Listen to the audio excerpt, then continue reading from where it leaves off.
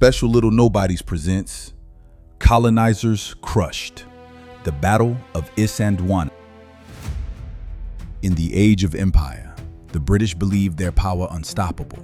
They marched into the heart of Zululand with rifles, cannons, and confidence, certain that no African force could stand against them.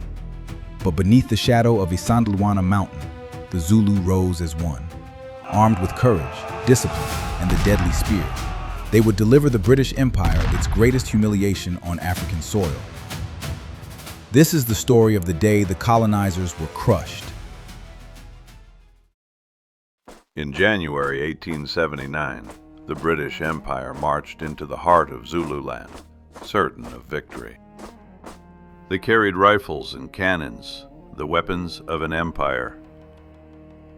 But they marched into a land of warriors. The Zulu kingdom, led by King Cetshwayo, was determined to defend its homeland.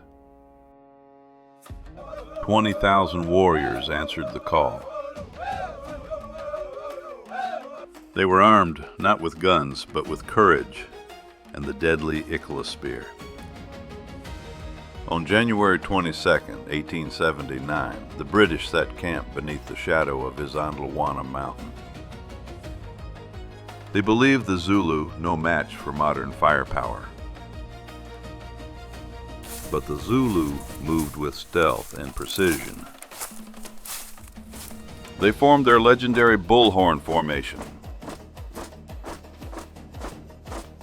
As the horns closed, the British realized too late the trap had sprung. The mountain itself seemed to roar with battle.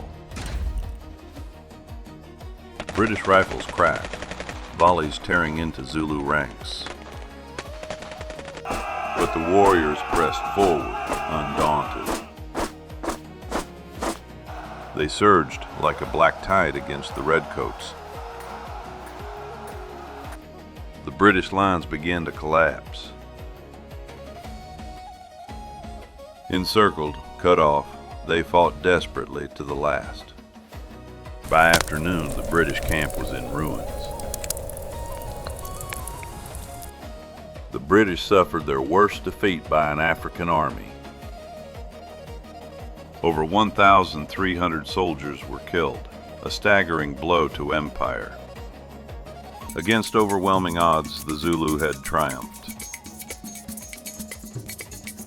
Isandlwana was proof that courage could defeat cannons.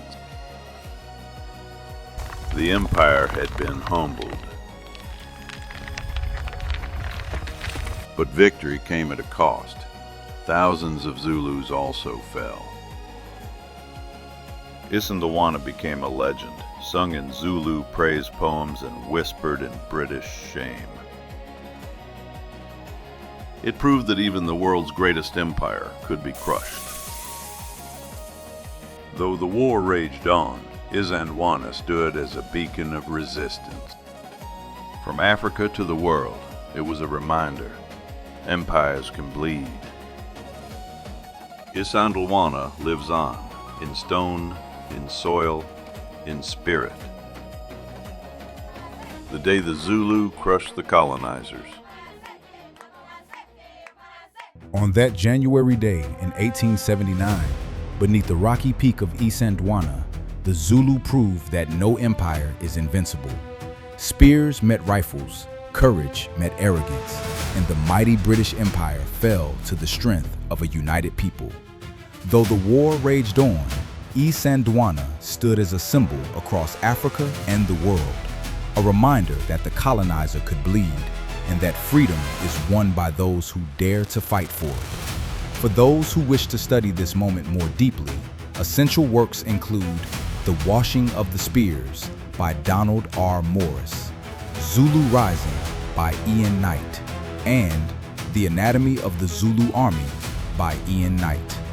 These histories examine the strategy, leadership, and battlefield realities that shaped one of the British Empire's most stunning defeats. Join us next time on Colonizers Crushed. Colonizers crushed.